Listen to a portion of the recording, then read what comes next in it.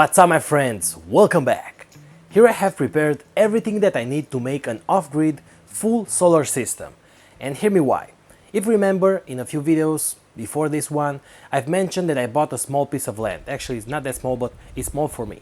So I want to make a remote home there, made with a container, but it won't be a shipping container because, believe it or not, here in Spain that is now a business and they are very expensive, so I want to make my own. I already bought everything that I need, the material, the metals, the drywall and so on, so I will make a fully made home inside of a container, but I also want to make the solar system. And this will be off-grid. I mean, you can connect it to the grid as well, but this will be off-grid with batteries. And today I want to show you the general schematic of an off-grid system, and then the complex schematic. I want to talk about safety. I want to show the list of the components that I bought for this project, and also how to select these components, and the most important, why I've selected this inverter, because this is the key part of this entire system. And finally, I want to show my setup, because when I'll be making that project, when the home is ready and I want to install the solar panels, I need you to know the entire schematic and why I've decided to select these components, those connections, this wire and so on. So in this video you'll know what wires to select, what breakers, what current, what inverter, the maximum power, the solar panels that you need to select. And this system won't be the cheapest one, but neither will be the most expensive one. It will be something in between, and this will be a low power one because I want to add more power and more batteries in the future. But to start with, in order to save some money, I will start with this basic setup. So this won't be the best setup ever, this will be my setup and maybe you'll learn something on the way. That being said, let's get started.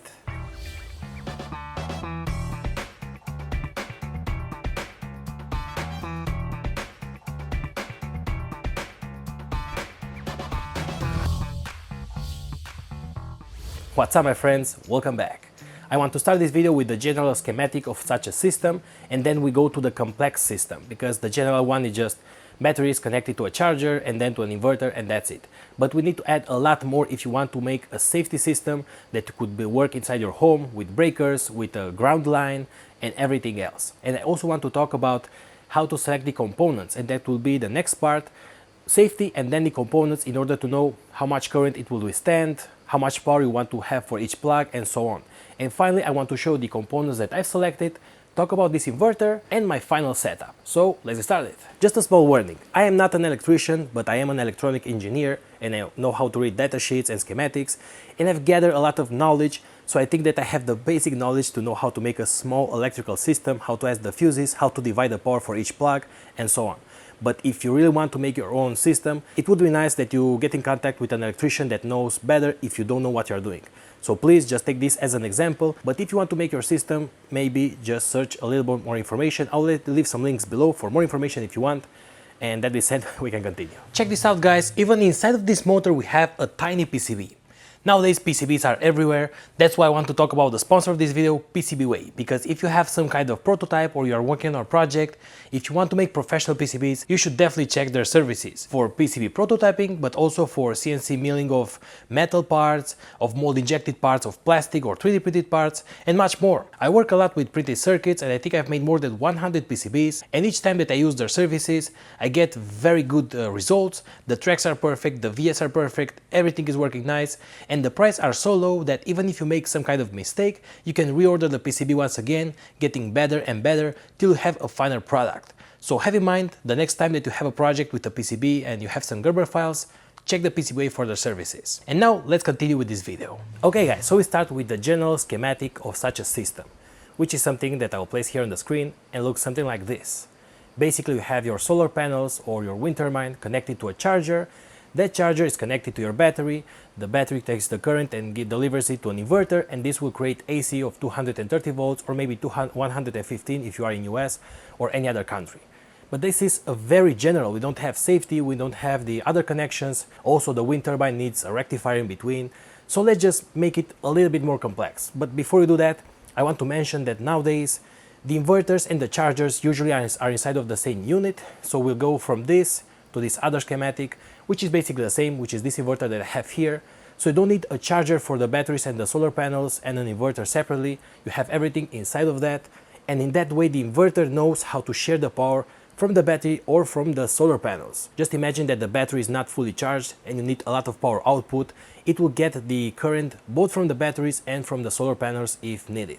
So you have just one unit as we have from here from Vero, and that's one other reason that why I've selected this inverter. We'll talk about this inverter in just a few moments. Okay, so the next schematic will pass from this to this, which will get a little bit more complex, and basically we add a little bit of safety. We need some current breakers like this, or sometimes called MCBs, and this basically will interrupt the current flow when you are using a lot of power for a lot of time, so they will get heated up and something will expand and jump the breaker, or when you have something like a short circuit, so a lot of current in a very short amount of time, and that will also break it. Usually we add one breaker between the solar panels and your inverter charger, and another breaker between your inverter and your home outlet. And you have to decide how many outlets we'll have and how much power for each outlet. We'll talk about that in just a few moments.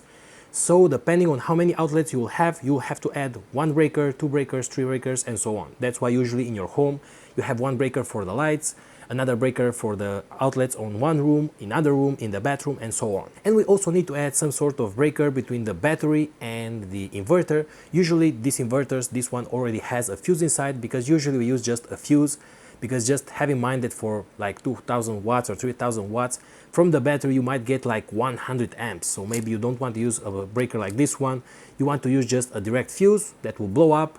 If you pass those 100 amps, just change it because they are very cheap and continue with that. So usually use a fuse, but you could also add a breaker if you want. So this will be the basic setup. But then we have one more setup. So we'll pass from this to this, which is basically the same, but we add one more safety feature, which is this RCCB or differential, which is this component here. And the difference with this one is that this will jump when you use power for a very long period of time and the wires might get heat up, or when you are using or you have a short circuit, a lot of power in a brief moment of time. But this one will protect you. This one usually protects people, so when you touch something and you might get electrocuted, a small part of that electricity will go out of the system, so it won't go back to the inverter, and that means that that power went maybe to something else, a device, or maybe you, so you might get electrocuted. So this will sense very small amounts of current that are passing out of the system, and that means that somebody is getting electrocuted, so it will jump very, very fast. So this is very important to have it, especially for example in the bathroom, because you are in touch with water, so you can get more leakage of power from your outlets. So this is very important to have for your entire system or for your bathroom, and then connect it in series with the normal breakers.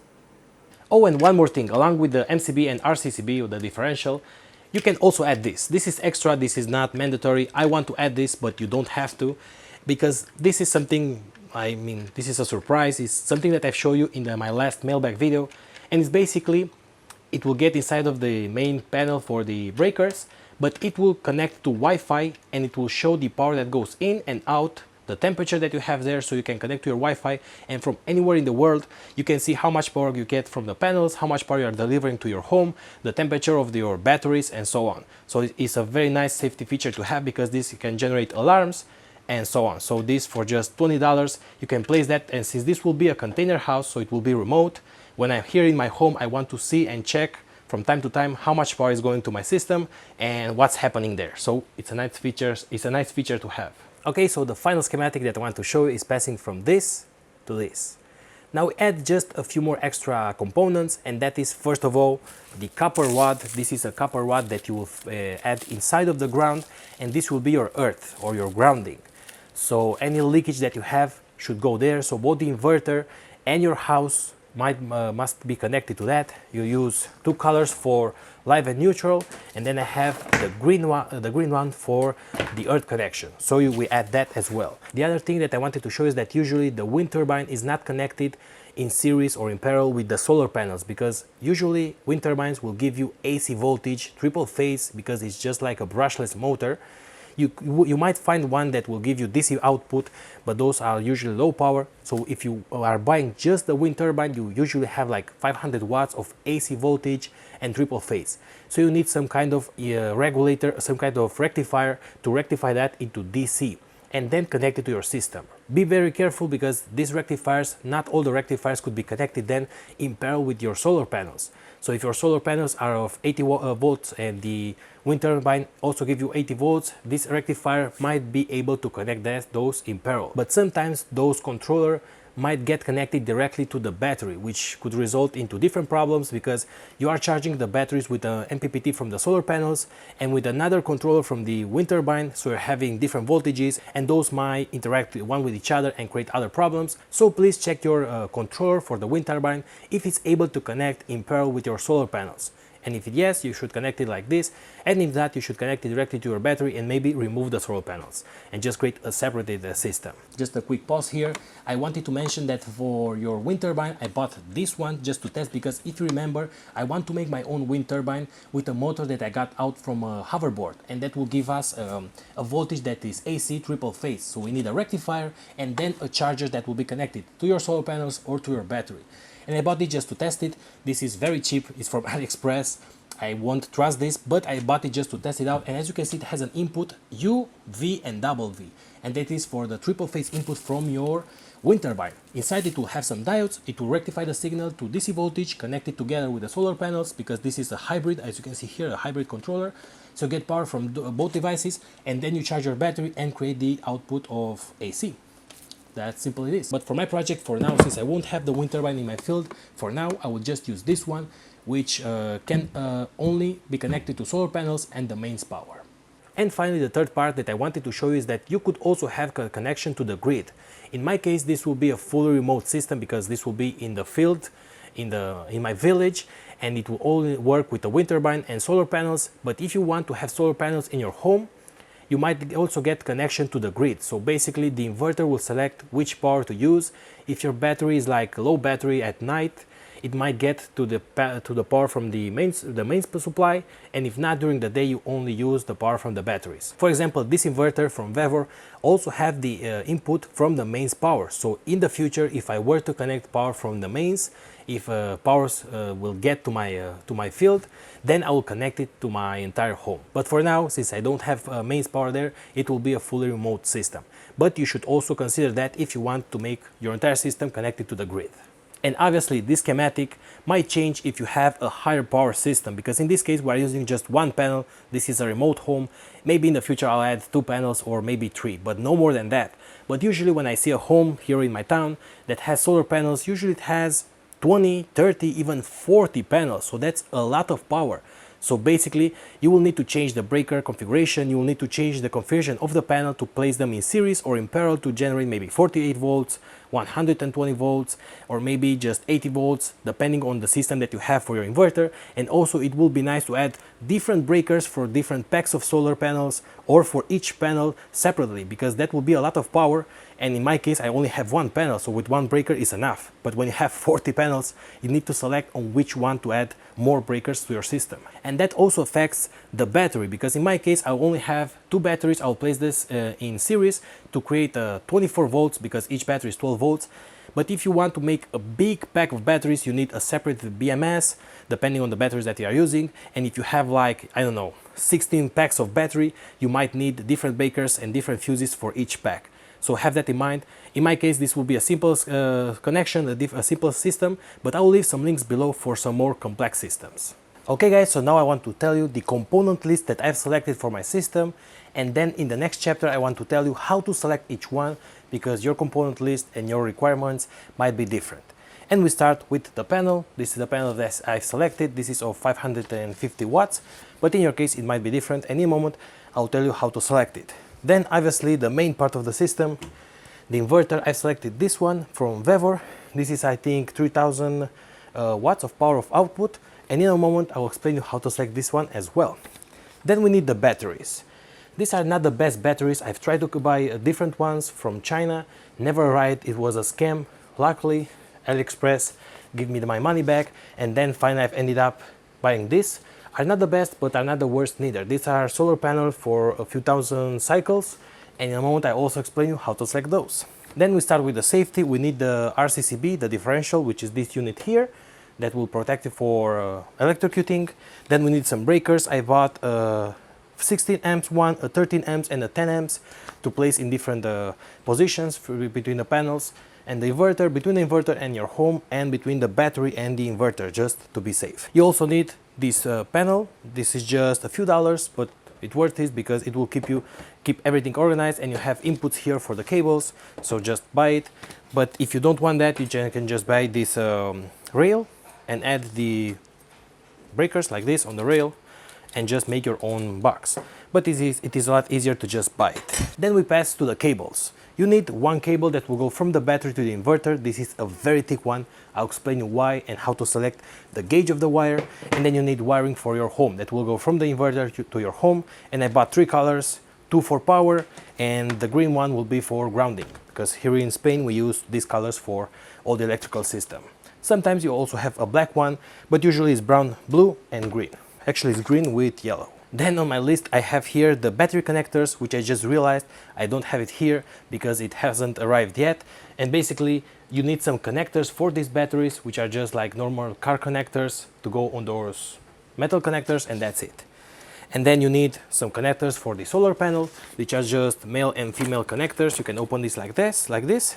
You connect the wire from the panel to one, and the wire that will go to inverter to the other one, and it will just click. And these are waterproof because usually this will go outside, and it has a small rubber gasket to just keep the water out. And finally you need your copper rod, which should be a little bit longer than this. This is just 1 meter, usually 2 meters or even more, to ensure that the grounding is well made. And then I have some extra parts. These are not required, but in my case I wanted to have them for my system to be a little bit better, and that is obviously the power meter with Wi-Fi to connect to a Wi-Fi network and tell you everything about the power input and output.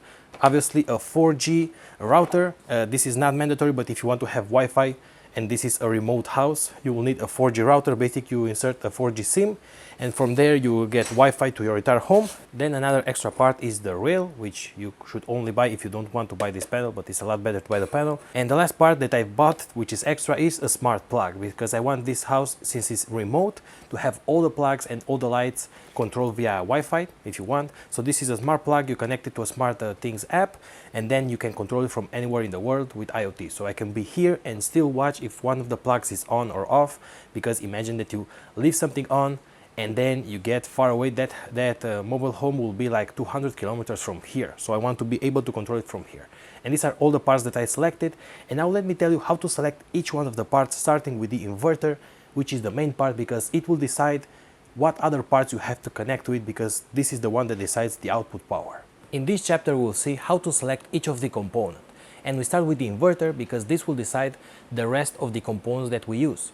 Because if you have 100 solar panels which will create 10,000 watts, it doesn't matter if your inverter has an output of only 2,000 watts, because you will be limited to that power.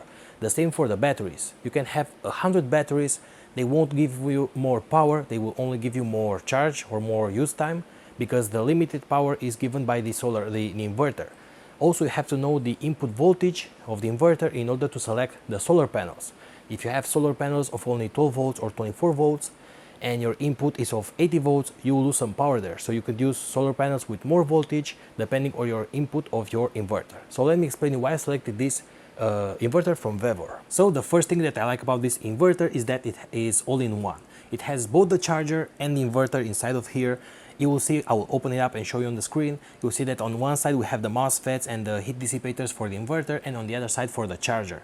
So you don't need 2 units. Also, I like the fact that it's quite big and it has 2 fans, and the heat dissipators are also quite big, so hopefully it won't burn out never, because I had other inverters in the past from AliExpress, those small inverters in a case, and those lasted like 2 days and got burned out. That's the main reason that I selected this. And then the power, because my mobile home, it won't be too big, but this has an output power of 2,400 watts, which is more than enough, because believe it or not, I have here 4,600 watts, which is more than enough. My PC weighs like 800 watts at full power, which never arrives at full power. And also have in mind that usually a mobile home will be made with low power devices like LEDs, a laptop instead of a desktop PC, low power TVs, low power refrigerators, and so on. So 2,400 watts is more than enough for me, and I think it has a peak of up to 4,000 watts.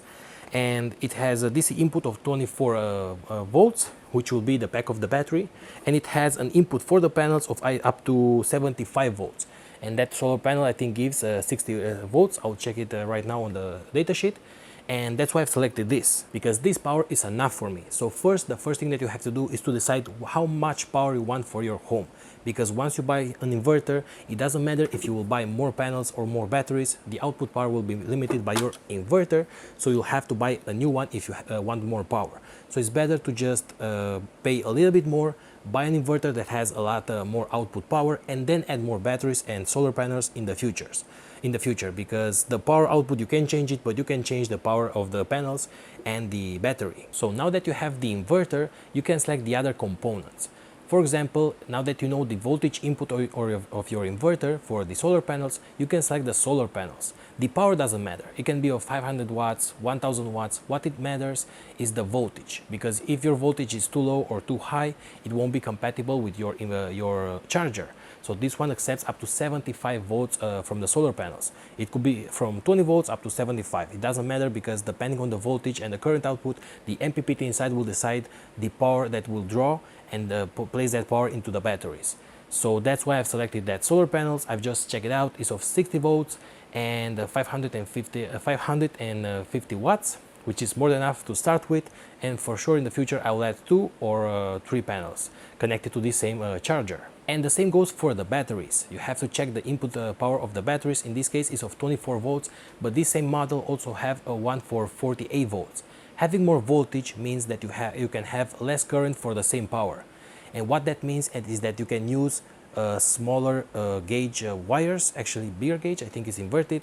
Anyway, you can use thinner wires, because for less current they don't require to have a huge diameter, so they won't burn out. So if you go from 24 volts to 48 volts, you can use thinner wires, and that means less cost if you have a lot of circuits in your home. For burning cables will lower, because you are using higher voltage but lower current. In my case, I didn't want to go with the 12 volts model, I went with the 24 volts model, but it's a lot better if you go with the 48 volts. But anyway, then how do you select the wires that you will use? We start with the wire that goes from the battery to the inverter. We know that the battery pack will be of 24 volts, because that's the input of my inverter, and we also know that the power of the inverter will be like 2400 watts. If you divide that the power by the voltage, you get like a maximum current input from the battery of like 100 amps. And if you know the amperage, if you know the current that will pass through these wires, you can use this table here that I will leave below and just calculate the gauge of the wire. As you can see, they are very thick, and this costs a lot because it's just fully copper, and copper is expensive. But I saw that if you want to buy a little bit cheaper cables, you can just buy those jumper cables for cars and just grab that cable, because that is usually for 100 up to 150 amps, which will work just fine. But make sure that you know the gauge of that wire in order to know that it will extend the power of the inverter. In this case it's of 100 watts. If you open it here, it will say 100 amperes, not watts, 100 amps of current, and make sure that you select that from the graph when you buy this cable. Luckily it doesn't have to be too long, just from the batteries to the inverter, and that's it, because otherwise this will cost even hundreds of dollars if you have to buy a few meters of those. And the wires that goes to your home is quite standard here in Spain.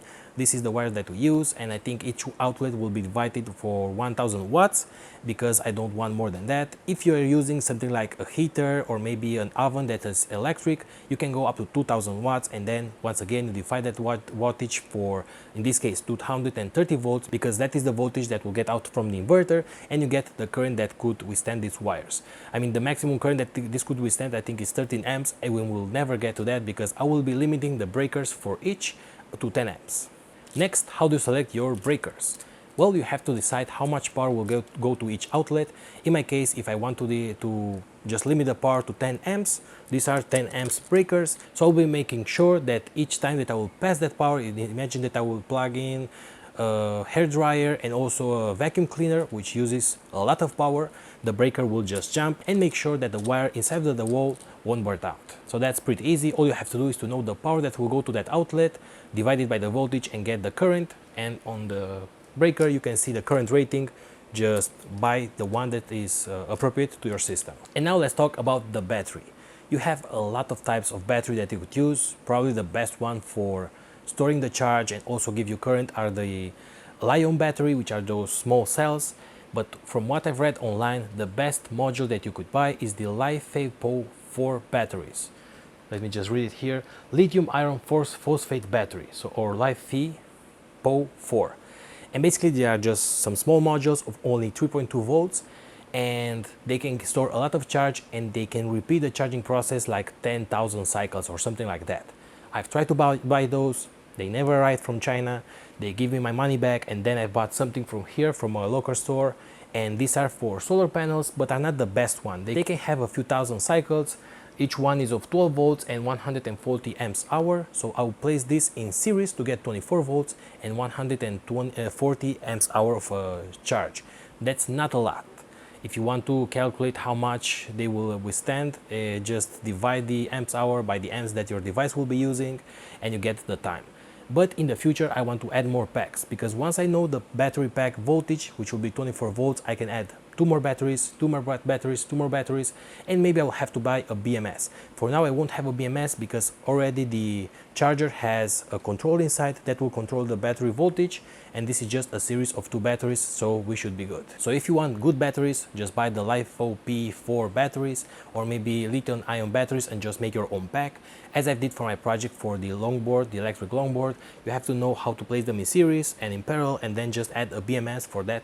It's very important to add a BMS because you have small charges. So if you were to use these LiFePO 4 batteries or the Lion batteries, just make sure that you also buy a BMS. Since I will be using this, I won't use a BMS, but if you use the LiPo batteries, add a BMS as well, which could be like $50 for the big battery packs. So knowing the voltage that will go to the inverter, you can know the voltage of the batteries. 12 volts in series is 24 volts, and that's it. If you were to use the small packs of 3.2 volts each one, you need 8 batteries to get to 24, or 4 batteries to get to 12 volts. But as I've told you before, it's better to go to 24 or even 48 volts. So we'll need 8 batteries or 16 batteries in series to get the pack that you need. And a 16 pack BMS, which could be quite pricey. Now when you select your batteries and your solar panels, you've seen that you can place them in series or in parallel. In series the voltage will add up, and in parallel the power will add up, the amperage in this case, the amperage per hour.